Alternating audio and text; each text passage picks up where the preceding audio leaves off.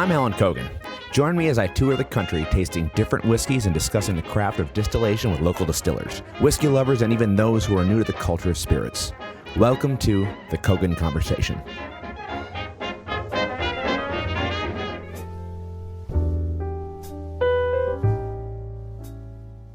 In this episode, I had the pleasure of sitting down with Becky Harris, Chief Distiller of Catoctin Creek Distilling, located in Purcellville, Virginia.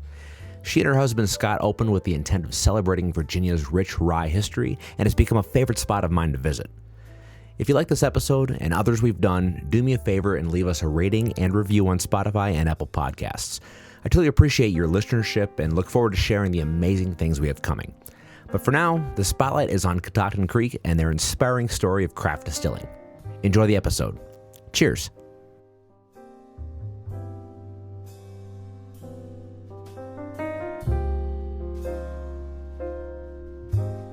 All right, well, Becky, thank you for having me here at the actual distillery. How many people mispronounce the name, first of all? I'm curious. Everybody. Unless you're local. Sure. Then you most likely know it. But yeah, everybody else. No, I get it. I think I was calling it Catoctin when I first moved here. So common. Yeah, not even a Catoctin. Yeah, Catoctin. Mm-hmm. Yeah, all of that. That's the first thing. Generally, when we move into a new state and have a sales meeting, that's the first thing. Even at whiskey shows. Yeah. I'm doing whiskey shows. First thing I'd like to say is how to pronounce her name. That's awesome. Well, yes. I appreciate you having me here at the distillery. Yeah. I wanted to get to know you and get to know your craft and showcase Catoctin. I've loved your rye since I've moved to Virginia. Thank you. Originally from Wisconsin. So, but tell me a little bit about yourself, how you got into this, and about the distillery. I'm from Wisconsin too. Really? Where are you from? Milwaukee. Milwaukee. Okay, I'm from Chippewa Falls. Oh, beautiful. Yeah. So that's where I went. Jack Dawson. I went to school in Madison and then, moved away a long time ago. But my folks are still up there. So I go up in the summers. Awesome. Summers, of course. Yeah, it's too cold in the winter. That's why I moved away. Yes. Well, cool. So how did you get into whiskey distilling? So I've worked in a number of different industries. So I've done, I worked in a place that did foam extrusion. I've worked at a place that did copper and nickel plating on plastic for the inside of your cell phone is plated in copper and nickel. Yeah. For shielding. And then I worked at a place that did contact lenses. So I've been all over the map on what I do because I'm a chemical engineer. And about, what is it now? 16 years ago, Scott came to me and had this idea to start a distillery. And it wasn't intimidating from a technical perspective. I mean, distillation is pretty basic chemistry. Sure. The main thing I wasn't sure was whether we'd ever make any money. And that is the hardest thing about having a distillery, bar none, is making money making whiskey. If you didn't have to pay taxes or your other partners, if you're up in the hills, you probably could make good money making whiskey. But most people want to do it our way are paying a lot of other people too. So sure. Yeah. So that was the big challenge for him. He runs the business side and I run production. So we kind of split it up that way. It works pretty well. Is it a natural progression for a chemical engineer to go into the basic chemistry of distilling? Does that help you? Does it inform you? Well, if you want to put it this way, if you look to most of the largest distilleries, they hire chemical engineers. What are they? They're ethanol plants. Oh, sure. Yeah. Yeah, makes sense. It's ethanol. It's just beverage ethanol. Yeah. And so especially in, those systems, that's especially the bigger you get, the more piping, pumping, all those things. That's all chemical engineering, really. So it is a really natural fit. Gotcha. So why Catoctin Creek? What does the name mean? What is the area to you? So Catoctin Creek runs, it's like if you walk out the tasting room door and walk down the street, before you go a mile, you'll cross the South Fork of the Catoctin Creek. Okay. So there's two forks of the Catoctin Creek. They run through the entire county. It's a regional name. The Catoctin Mountains are in Maryland, where Camp David is. Mm-hmm. They have a Catoctin Creek. We have a Catoctin Creek. It seemed like kind of a natural name, really. And It wasn't till we moved out of the area with distribution that we realized, oh, people can't say it. But that Lafroig is managed. Yeah, I was going to say, yeah, Lafroig. There's a lot of Scottish names that people mispronounce, and they're doing all right. I'll say. Well, one of the things I love talking to, especially craft distillers about, it is just the TLC that goes into the trade. You're a small business that, your distribution has gotten a lot bigger over the last couple of years, which I've appreciated because I can find it. Yeah, But tell me more about what gets you going. I'm sure this is such a fun job to actually get into the nitty gritty and actually do the craft of distilling. Yeah, making the product is really, but there's a trade-off. So, and it really depends on your scale and your distribution reach, basically how much you can do, if you will. One of the things is I've been doing this for 15 years, and we have especially in our region, we're really well known for rye. We have established customers. Most people have heard of us. I go to, trade tastings, and most of the trade are familiar with our products. We had representation in the area, and it's really solid. Mm-hmm. The challenge is if you're coming in now, that's a whole different kind of calculus to think about, right? Yeah. We tell people, so one of my side gigs, if you will, is I work in advocacy for the American Craft Spirits Association. Oh, cool. I'm the immediate past president, and I am right now co-chair of the Government Affairs Committee. And so we work on issues that come for craft distillers. And so it's funny because a lot of people ask me questions about it, and I'm like, I honestly don't have a good base of knowledge to say, how do you start a distillery, what it's like to start one now? Because 14, 15 years ago, there were 200 craft distilleries in the United States. Now there are 2,700 craft distilleries. And when we started, we were the local whiskey in DC. Really? We had the city to ourselves. There was no one else making craft spirits either in the city proper or very close to it. So we basically could have a really sketched together. We didn't have great labels. We had pretty crappy labels. Scott would admit it. We didn't have all that put together, but we had, product. We had a story. We had people excited about it, and that's kind of how our project grew, right? Sure. It was very organic, very tied to the enthusiasm that we had for the history of the area, and we could kind of be that. I think one of the challenges now for people who are coming in is that you don't have that ability, right? You come in and you say, hey, I'm going to make Virginia's rye whiskey, and you find out, oh, Catoctin's already there. Right. And so they've got that. So how do I make myself different? How is my story different? How I can't just cobble together labels and come out. I have to put money into branding. I have to plan. I have to know that most of my product is going to be sold out my front door. Right. Because the shelves and the distribution channels are getting more and more crowded every year. And only some of that is from the small brands. A lot of it is from the big brands, because that's a way they can spread out their influence and keep their market share, right? Absolutely. I mean, although we're like so tiny compared to what they send out, but Anheuser-Busch didn't pay attention to craft beer. The big legacy brands are paying attention to craft spirits. And that's why I tell people, we're in the best time for whiskey you've ever been in. Yeah, maybe you can't get Buffalo Trace for $10, but the truth of the matter is you've got way more choices and options, and the big guys are doing way more things because they recognize that they have to be creative. They have to be at least keeping up with all the stuff that the craft distillers are doing. So I don't even remember what we were talking about at the beginning anymore, but basically there's so many challenges with doing it.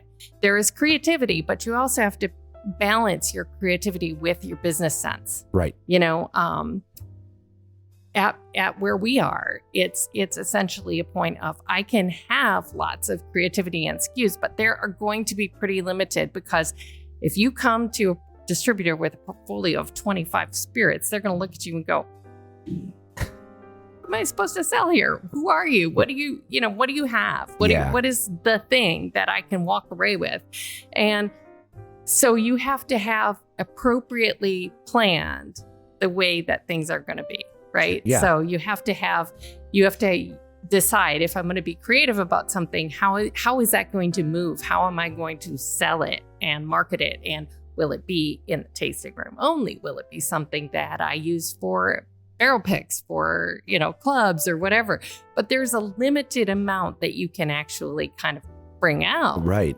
And depending, so that really is the scale, right? If you're selling everything out your front door, you can do a little bit more loosey-goosey because everything's going out your front door. But that does limit you to a certain extent too, especially because of the ridiculous structure of, prohibition influenced alcohol laws in this country. Wineries can sell their stuff. They can have clubs. They can ship it across the country. 47 states, right? Yeah. Liquor?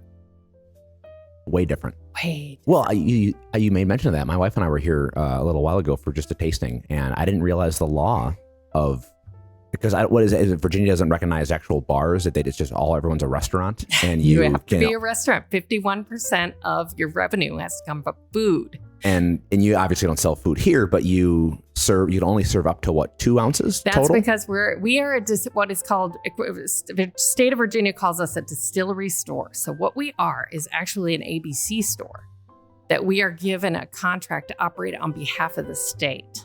That's frustrating. So when product comes up here, it moves up here and it's now state-owned product. Uh-huh. And all the money that comes from what we sell here goes directly to the state at the end of it each month, the full retail price. Then the state pays us our share with a commission plus net 30. Interesting. Yeah. So we have to follow the rules of the state in the way that we operate. Now, there are some places in Virginia where you can go to distilleries where they will have set themselves up as a bar and restaurant. Then they can pour full cocktails, but then they also have to have food minimums, just like the other bars and restaurant, or bars. By bars, it's bars have food. That's what they do. Right. Whether it's a part of their service or whether they have a business that operates right next to them that does the food half of it. Interesting. So you'll see like some of the bars, they're like the speakeasy kind of bar place. It usually has like a bagel shop or a fish and chips attached to it so that they can move the food that they need to keep their license. I guess it forces you to be creative on how you sell, but that's one, and you talked about a little bit, and I'm always curious about all these craft distilleries that have popped up out of nowhere, which you're right, it has made my choices as a whiskey lover far more accessible. Mm-hmm. But how does one set themselves apart? And I think for me, what I've found in talking to a lot of people, it's the story and the people behind the craft. Sure. For, Jim Beam and Jack Daniels, these massive corporate, whenever, they have great product, they have a great legacy, great history, whatever. Yeah. But there's not many, Becky's behind who I can talk to and be personable with, who actually has a cool story. Mm-hmm. Do you think that helps with the marketing of the product nowadays? Do you think there's people out there who are maybe salivating more for a craft distillery versus another Jack Daniels release? Well, they know what they're doing. Sure. They're bringing people out, right? They're bringing people out. They're bringing people out to be the faces of what they do. I mean, honestly, you look at it, Jimmy Russell's been the face of, Jimmy Russell, Fred No. They've all had those personalities and always had those personalities that they're bringing out, right? I think they're focused on it, that is something. They're focusing on getting more diversity in those people so that it's not just, older white guys. Yeah, right. That they're recognizing where they need to stretch out a little bit more. Yeah. And, there's ways that they engage with their fans and bring those out. And they're all lovely people. I mean, even you go to MGP and they're just lovely people. Yeah. And I think they're paying attention to that. That's, how it goes. They're not going to miss a trick and be outflanked on that any more than anything else. Of course. Yeah. I think there might be a little bit of a perception, like you come to this small little operation where there's a lot more hands-on TLC. The owners are here with the distillers and doing the thing, doing the work. I don't know. I think something for me, and it's both products are great, But for me, going to someone who has a story and is an approachable person who I can send an email to and sit on a podcast with. And, don't have to go through the PR firm. Yeah, right. But no, I mean, first of all, I'm a fan of your rye, and I think I want to talk about that too. Is that your product is 100% rye? Right. Is that a unique thing in Virginia? I know it's actually historically, it's a throwback. So most of the ryes that you're going to taste in Virginia aren't 100% rye. Sure. But if you go back to the 1600s, 1700s, when Virginia was making rye, that was the first Virginia whiskey was rye. And it's all tied to agriculture and history, right? The English came here to, make money, get rich, right? Take from the indigenous folks. And they basically found they wanted to grow tobacco. Tobacco was what they wanted, right? So tobacco, Virginia, the area was full of tobacco. I mean, shoot, the whole South was full of tobacco, but Virginia and North Carolina were big tobacco centers, massive crops of tobacco. Well, tobacco strips the soil. And so one of the things that they did was use rye as a cover crop that replenishes the soil. But waste not, want not, you take that rye and you turn it into whiskey. And whiskey was currency. It was a way of preserving your crops. Now, what was interesting about that as well, though, is because tobacco is so labor intensive at the time of the 16 and 1700s, people making beer, wine, spirits were all women. Yeah. Their names aren't there because women didn't have names for the purposes of any government records at that time. Right. But the women were doing it because the men were handling the tobacco crop because that was job one. That was the most money. Right. The other was small. I like to tell people that, I told you there were 200 craft spirits producers, distilleries, period, in the U.S. when we started in 2009. Now there are 2,700. For context, at the time of George Washington's distillery at Mount Vernon, when that was producing, and it was the largest distillery in the colonial United States, there were 3,500 distilleries in Virginia alone. There were 13,000 in the entire colonial United States. Good time. The average production was like 150 gallons. They're all tiny. Yeah. Everything was small. Everything was artisanal. Everything was tied to a sense of place. Things tasted different depending on who made it and where you were. That was how they did it. People ate, different mash bills. Some people made peach brandy. Some people made apple brandy, depending on what they had, right? Yeah. It was totally tied to rum was being made up and down the East Coast. People drank like fishes. The average consumption before Prohibition per capita was a gallon a week. Now, when I say per capita, that means including men, women, and children. Well, you know that women and children were not drinking a gallon a week. So that meant that most of the men were drinking way to excess. And that was, of course, the roots of Prohibition. Yeah.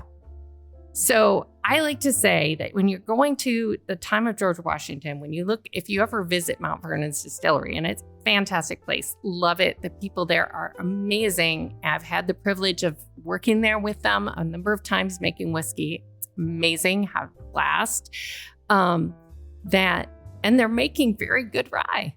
And we've done peach brandy, we've done apple brandy, but aside from that, you look at that, and that was like the peak of technology in the 1700s, there. That was at that point. Well, within the next 30 to 40 years, industrialization came for whiskey. And for instance, I'm pulling some of these numbers are a little fuzzy because I don't have my notes with me, but like in 1810 or so in New York, there were like, how many? Oh God, it was like, there were like 50 or 350 distilleries, something really, a lot of 1,200 distilleries. Now I'm just pulling numbers. Now I don't even know. But basically, in a 30-year period, the number of distilleries decreased by probably 80% because we had started moving. At that point, the coffee still was invented. You started seeing mass production. I see. And all these little places got squeezed out. Yeah. So the number of distilleries crashed within like 30 years. All these farm-based distilleries went out of business. Mm-hmm. There was no longer a market for their stuff. And it became the big places started to go. So when people talk about Maryland whiskey and Pennsylvania whiskey, that was what came when all the Virginia places got put out of business too. Gotcha. Right? So now we're talking big industrial whiskey. Yeah. And what's interesting about that is, so Virginia basically made 100% rye because they worked with what they had on the farm. It was always a cover crop. You use that. When you started going, and now you've got a product that folks are shipping, right? And at the Virginia's time, we didn't age anything. Everything was sold out right away. Right. That's something that was even told in George Washington's letters. You know, he would write letters and tell people, oh, you need to come because we've got rye now, but it'll probably be sold out, you know, within a week. Sure. And so it was all totally new make. But then when they started getting bigger, right, they started shipping, because now we're finding that the grain production has moved inland. It's moved in west of the Appalachians, and now it's expensive to make whiskey east of the Appalachians, much cheaper on the west side. Yeah. So that was where whiskey production moved, with the exception of like Maryland. Right. Now you have places in Maryland making whiskey and shipping it up and down the eastern seaboard, and you have places in western Pennsylvania doing that same thing. And they're shipping it in barrels. And what the people found was that it took long enough transit that suddenly Pennsylvania, they're like, I like that Pennsylvania rye, you know, because it's got that sweet vanilla and it's all caramel and yeah. And so then Maryland people said, well, we can do that too. And so that was when whiskey aging started. And it was strictly because of transportation. So when you think about those things and the way that it kind of ties in with the movement as whiskey as an industry in this country, it really is fascinating. And that was, at that point, Virginia was done. We were out. Yeah, right. That was it. I had the pleasure to speak to Steve Bayshore at the distillery. Yeah, he's a good guy. He's a great guy, and he's very knowledgeable. He's a historian. So smart. Mm-hmm. And I mean, that kind of plays into what I've been talking about, is that was real TLC. You're stoking the fire, literal fire underneath the copper still. Mm-hmm. That's wild. Mm-hmm. But I mean, so was there a reason why you chose for a modern distillery to go with 100% rye mash bill? Was it just for that historical aspect, or did you try a corn additive or was it just rye? 100% rye. We wanted to speak to that. That's we wanted awesome. to speak to that. That's why we don't use the Kentucky style beer stills. Oh, sure. We use these modified pot stills. Yeah. It allows me the flexibility to create the product I want. One thing that's typical with rye, and if you've listened to, you know, Todd Leopold talk about his 3-chamber still and what that does for rye. The 3-chamber still is essentially a way of mass producing rye and mimicking the effects of a pot still and getting those same kind of pulling out those same kind of flavor oils that Todd pulls out in a 3-chamber still. That's what I can do by manipulating the way my still runs. I don't just turn it on and let it go. We watch it. We change the cooling. We change the heating and balance it so that I know that, you know, a Kentucky style beer still will run 300 gallons of my mash in 3 minutes. Takes me 6 hours to run 300 gallons. And what that does is it allows me to cook it, and then you're basically pulling your ethanol off in a beer still, kind of flash, right? It's 3 minutes, it's gone, you've moved on. Right. In the pot still, I start out with a mash that's pretty high in alcohol, and it's cooking that alcohol off, and so it's changing the extraction and what rides with the ethanol through the still, because the flavor oils are what rides along with your ethanol steam. Right. And as your mash gets lower and lower in ABV toward the end, that's when you really start pulling off some creamy texture and good stuff, right? Mm-hmm. Some of these good flavor oils. And rye has a lot of that, but they don't come off in the same way when you're running it through a Kentucky style beer still. So that's why, 7-8 years ago, Scott and I discussed, literally, should we, because we're chumps, we work way harder than we should.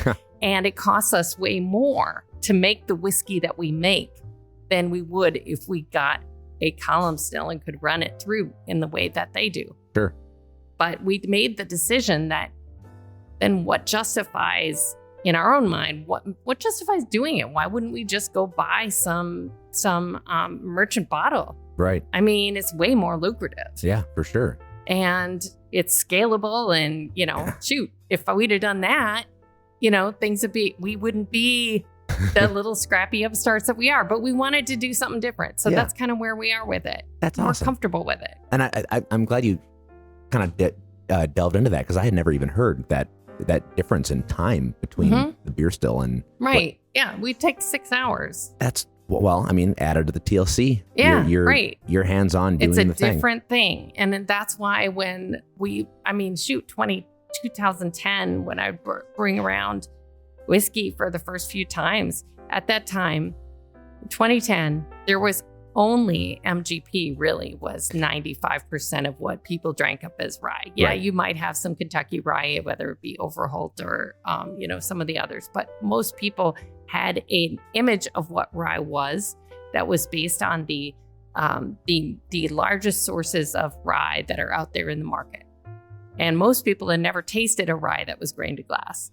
And so the thing I would hear all the time is that doesn't taste like rye. Well, it absolutely does. Yeah. It just lays into, and what people talk about now is whether you call it terroir or provenance or whatever you want to call it, it ties to place, it ties to flavor, and it ties to technique. And all of that stuff is what you find when you have people in different places making things. And I would tell people, as a rye evangelist, if you will, when I go across the country and I go to whiskey shows, I'm trying the ryes. I want to know what's new and what. Yeah. And now I can taste rye made in California, and it's so different, and it's amazing, and I love that it's different. And sometimes it doesn't have a profile that's my favorite, but that's okay. Yeah. It shouldn't. I don't expect every whiskey to appeal to everybody. Right. But what's adventurous and cool about it now is that everything is changing, because there is this sense of where does something come from, whether you want to call it terroir or any of the other things you could call it. Sure.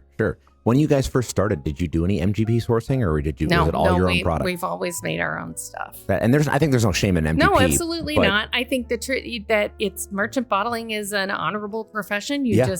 For a while, there were some people who were being a little less than forthright. Yeah, right. And I think now, now we tend to know it's pretty clear who is, who's sourcing and blending. And, I don't have any beef with that. There's great, all those folks make great whiskey. I just think that it's a little challenging from a business standpoint when you're sourcing grain and you're paying more. And I don't pay commodity prices. I pay local prices, sure, right? Right. And everything I'm doing is scaled so much smaller because I'm making it grain to glass. Gotcha. And so the economics of scale that the largest producers have are so much different than what the smallest producers have. And so, there's an expectation that everything costs the same amount to make. And that, small producers, they're just doing this. And what I find a little interesting is that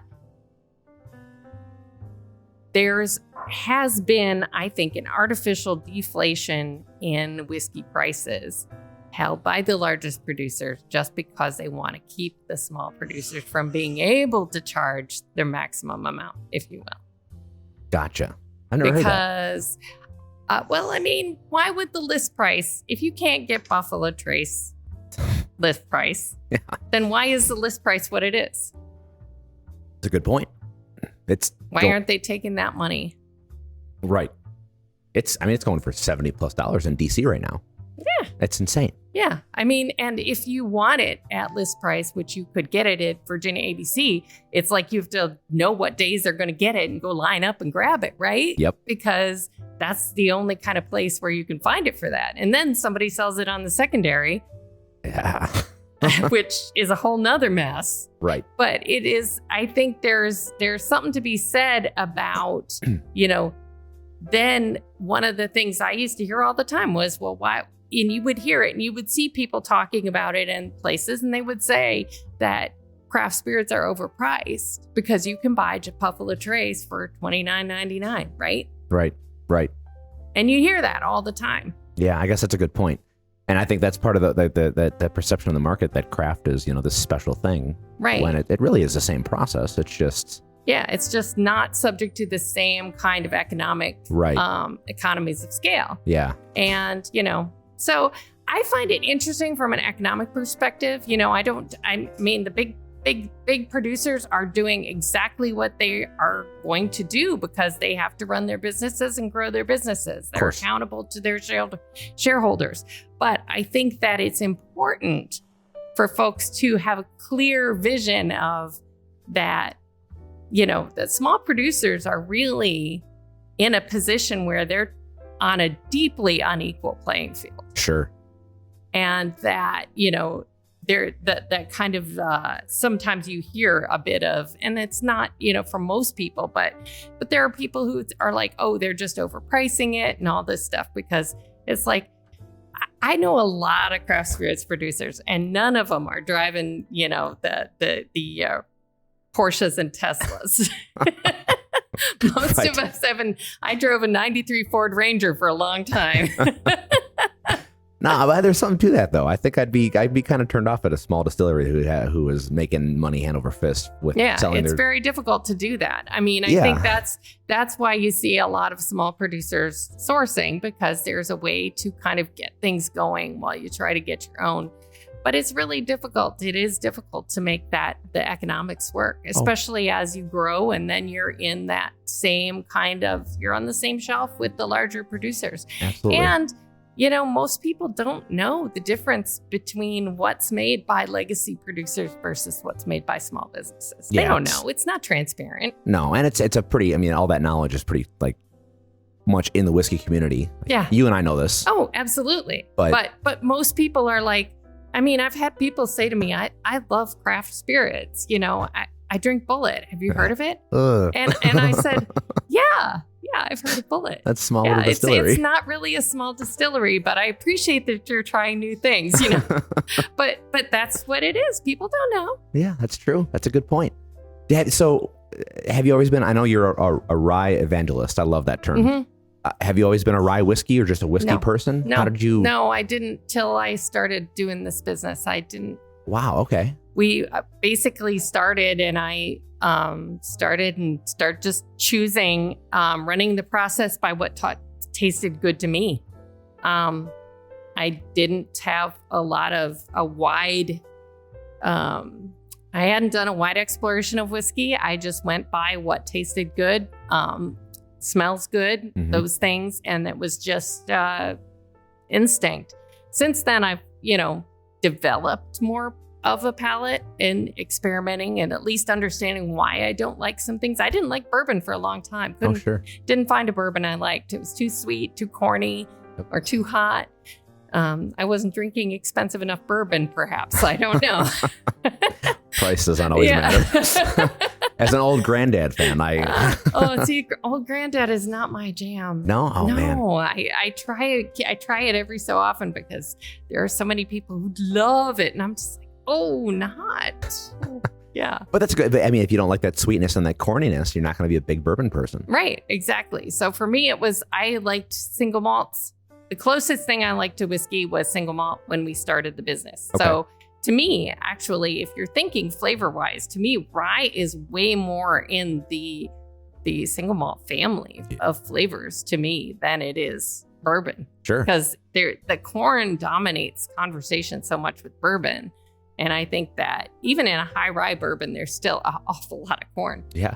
And that's and to me, that's where I feel like for me, it was really natural to kind of gravitate toward rye because the flavors seem similar in some ways. One thing that it's always been impressive to me with Catoctin is that there's not a lot of people have this perception, like we talked about it earlier, but the perception of rye, that spiciness. Sometimes if you have a high proof or cask strength whiskey, add in some rye spice. Yeah. It tastes like it's 120 proof. Yeah. Because your brain might not know that referential flavor profile in a rye. Catoctin to me has always been really good at hiding that over spice. It's much more of a flavorful, complex rye. I don't know if you've noticed that compared to other distilleries or other ryes you've tried. I think when I'm looking for cask proof barrels, so one of the things I do that's a little different is I don't blend to a standard. I pick barrels that will give folks an experience. So it's kind of, and when we talk through it as a group of tasters who are making these decisions, so our flagship, it's a front porch sipper. It's easy drinking. It should have a nice spice, just nice light on the back, but lots of fruit and easy. Just nobody's working real hard. It's hot. You just want to sit there and chill. Right.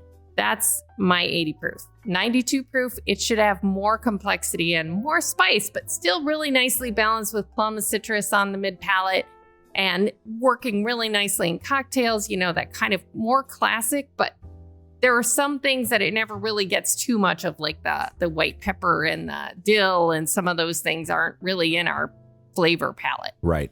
And then the cask proof for me, if I'm going to drink a cask proof whiskey, first of all, it's got to smell amazing. Like not even just like, okay, it's really got to smell good. Like I put them into drums that have removable tops, and I'll pop that lid open and put my face there. And if it isn't just like, oh yeah, then no, it's not right. Second thing then is that when you have an overproof whiskey and like that, sometimes you get whiskeys that are like, they come at you with the intensity of the alcohol, and you wait and wait for that flavor to kind of catch up.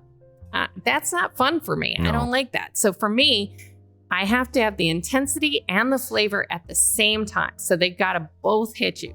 Has to have texture. It has to kind of coat your tongue. So it's got this creaminess and this nice, gorgeous texture. And it almost reads lower proof than the 92 because you're insulated by all those flavor oils that are just kind of like coating everything and just mellowing it. A lot of times at whiskey tastings, when I'm doing them, I will get people who come and they're like, my two favorites are the 80 and the cask.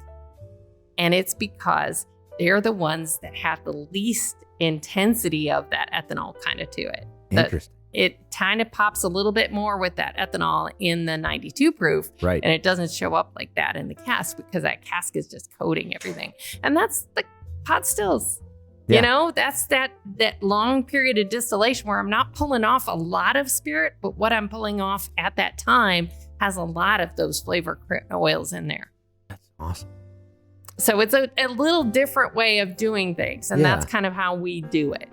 So you have those three other your, I guess I wouldn't call three your flagship. Your flagship is the 80. Yeah, the 80s one was our first one. It's our bestseller here in Virginia. It does really well with, I find that people who are perhaps Irish whiskey drinkers, bourbon drinkers, they're not real whiskey people, like people who are always out there exploring all these things. Like, so many in the whiskey community were like, oh, I love that. It's high proof in this one. And no, these are just people who are going to, I did a tasting at a Costco. And at one of those in Texas. Yeah. And I was there tasting a whole bunch of people. And these people were coming in most of them were not coming in for anything hot, top shelf. They were coming in to pick up their regular spirits for whatever. Not all of them was whiskey. And when I tasted those people through in 1 3-hour period, I sold almost all 80 proof because people tasted it and they were like, oh, this is so nice. And they tasted the 92 and they were like, I really like the 80 better. And they liked it. Price point was right. The flavor was right. They had a good feeling about it. And that was one they wanted. And so that's what's interesting to me about it is that there's our highest rated one is, the 92. But I think that a lot of people who aren't really seriously into whiskey, they just love the 80 because it's just easy. Right. And then, so you have that, the 92, and what is the cask strength? 116. 116. Yeah.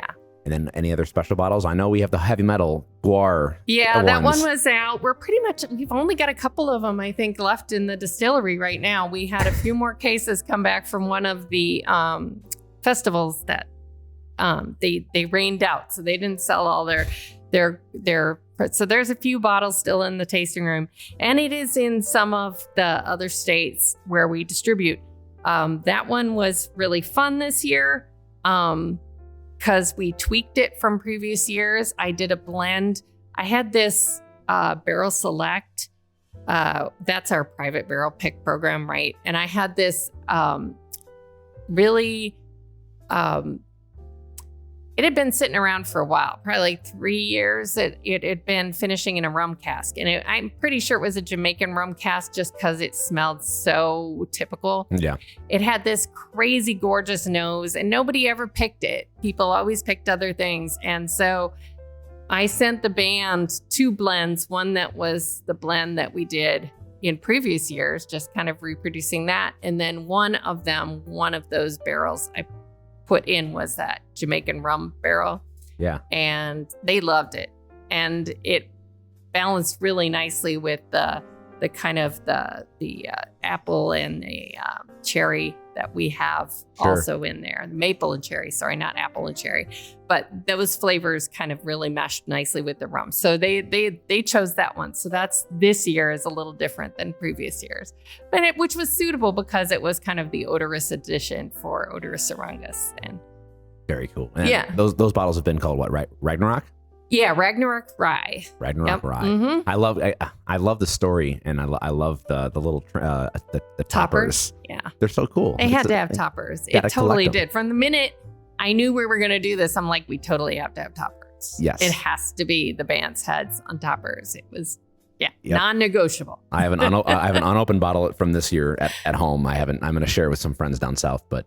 I'm excited to try it. It's a fun one. It was fun. I enjoyed kind of tweaking that and putting something a little different on it, a little different spin.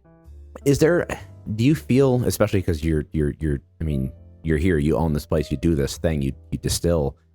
Do you feel more free reign to experiment and try something different? Because you have your stuff that you sell that you know what you're doing, but as once in a while you squirrel away a barrel and say, you know what, we're going to let that age for another year to see what happens. Well, we do our rabble rouser that we've been doing for a long time, up until this last year was the last year that we aged our rabble rouser bottled in bond release in 30-gallon barrels. So if you're in a 30-gallon barrel, there's kind of an upper limit of really where you want to hang out that long. Right. I mean, loss is pretty ridiculous.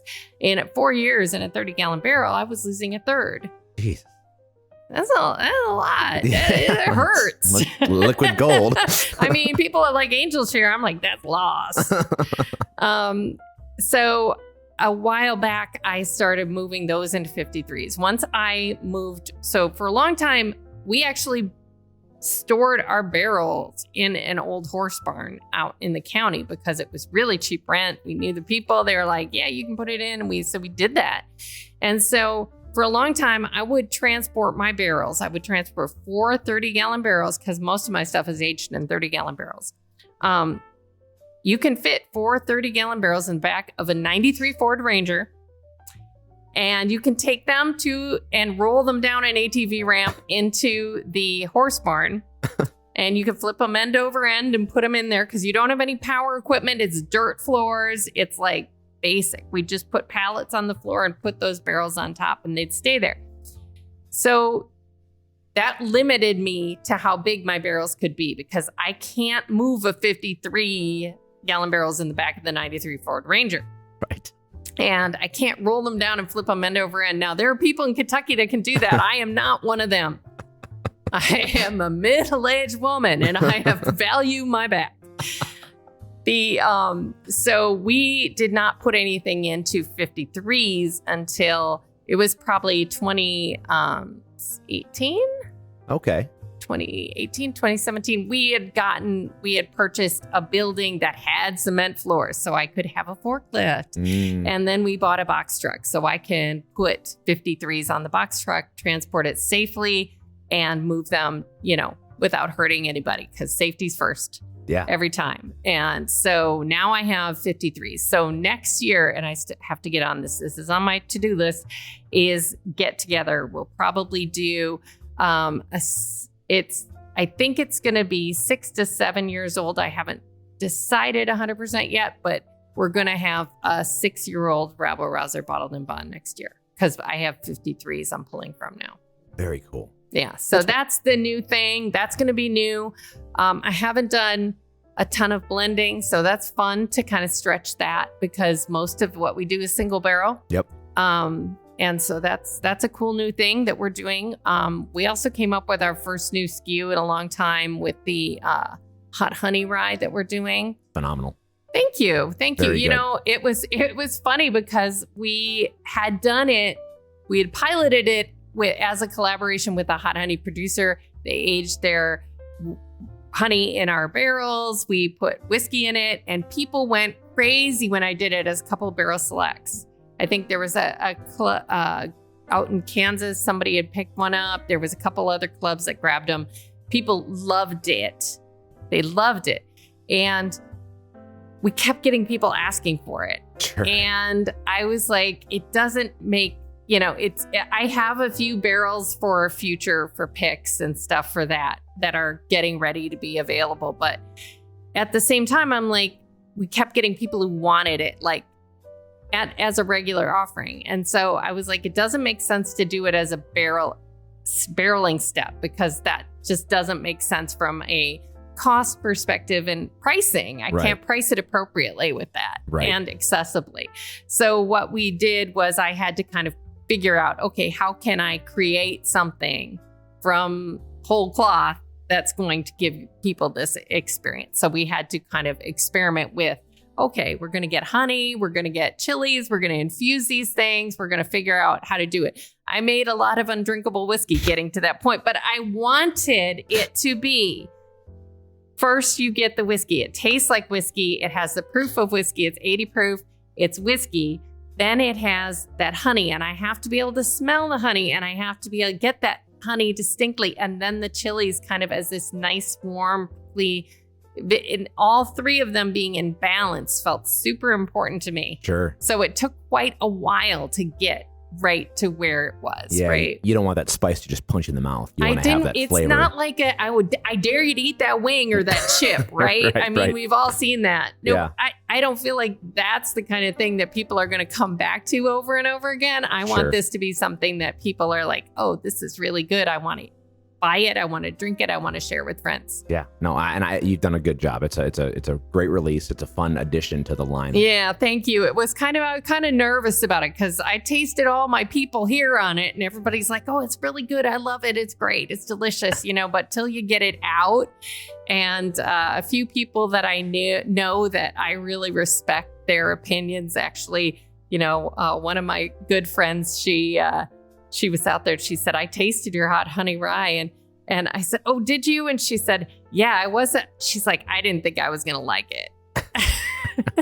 And she said, but I did. It's really good. And I'm like, oh, thank God. That's a pretty credible answer. I know, because she was just like, I'm going to be honest. I didn't think I was going to like it. And yeah, so I was like, she's like, you got what you were aiming for. So that's good. So we're hoping that's a good, fun product that, brings maybe some other people into rye that haven't been here before. Yeah, no, that's awesome. It's there's a lot that the market doesn't know until you see what they want. Yeah. And that's a great story. And also, there are so many flavored whiskeys out there that they don't really have like natural ingredients. Right.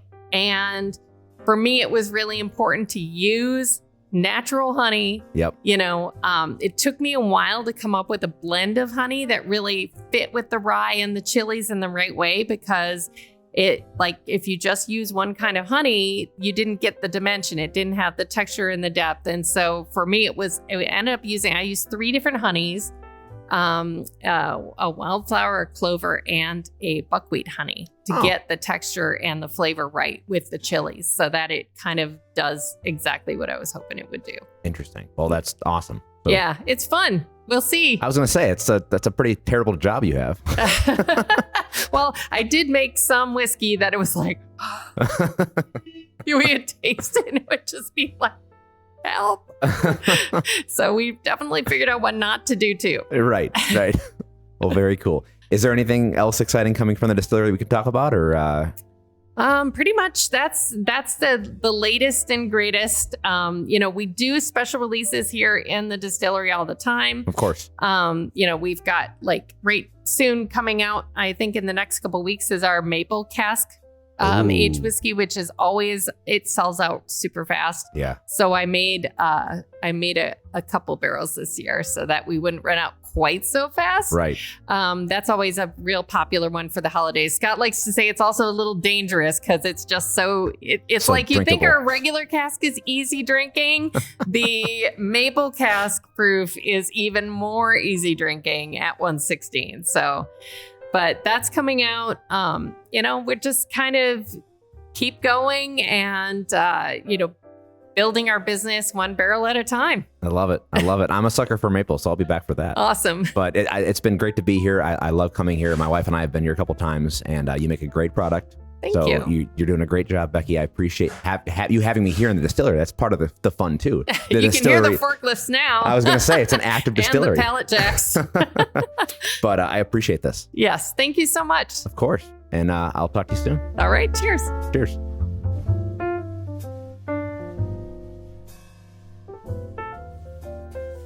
Thanks for listening. If you enjoyed this episode, I'd appreciate it if you left us a review on Apple Podcasts or Spotify. The more reviews, the easier we are to find. Also, if you aren't already, be sure to follow us on social media so you never miss any of our updates. Be sure to share this episode with your friends, and always be sure to drink responsibly. There are quite literally thousands of distilleries, so we're just getting started. Stay tuned for more conversations with master distillers, distillery owners, mixologists, and even bar owners, and more. Cheers.